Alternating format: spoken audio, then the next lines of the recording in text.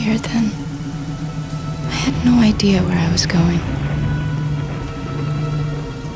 I miss my grandmother and the smell of her jacket. Why was she so angry at me? And why did she send me to find my father? I only did what was right. That boy needed to be taught a lesson.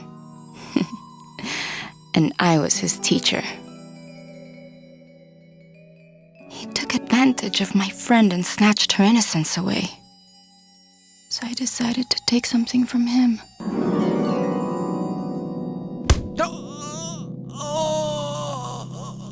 An eye for an eye. That is what my father taught me. Finally, the old car stopped. I looked up, and the sign read, "The Tainted Novel." I only saw shadows arguing in the window. Thank God I had my dabbit with me. The car door opened. The rain was piercing. I felt like a wet cat.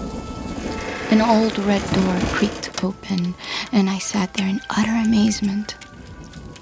I looked around and saw mountains of books, shelves that stretched up to the ceiling. Every possible book you could imagine. A man appeared from the shadows with a cane and a limp. He called himself Nino.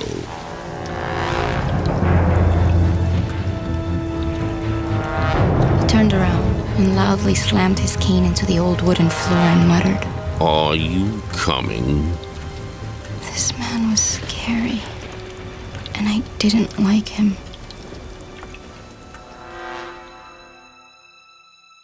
Nina was making some coffee.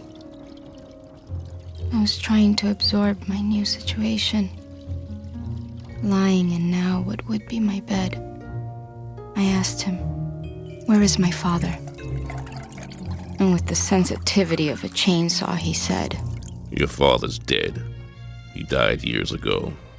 Before he died, he asked me to take care of his daughter if she ever came looking for him. And I agreed. Now stop your crying. That's part of life. And life is hard." Like I said, I didn't like him. "I will take care of you. But I run a disciplined house. So you will listen to me. Is that understood? Good. For now, get some sleep."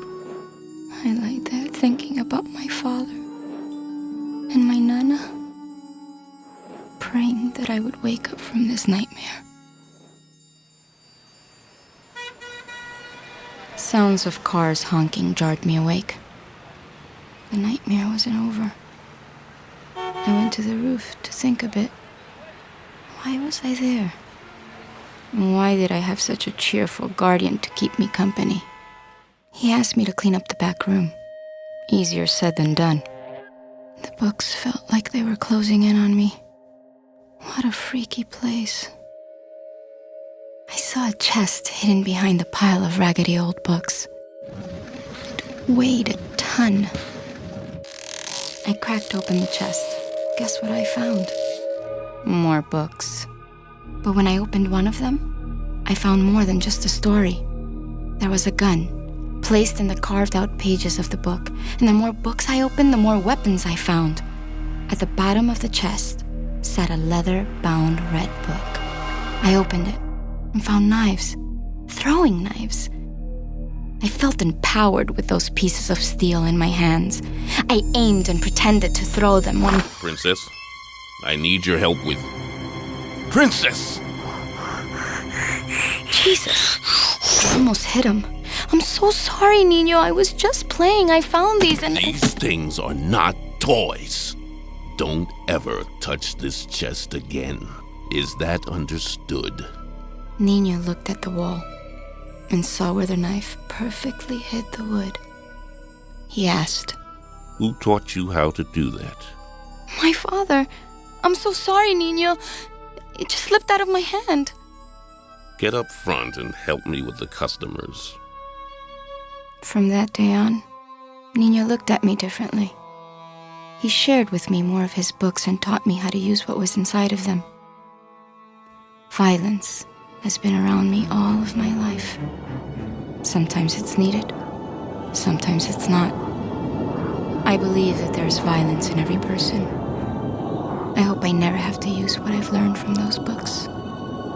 But something tells me I'm not gonna be that lucky.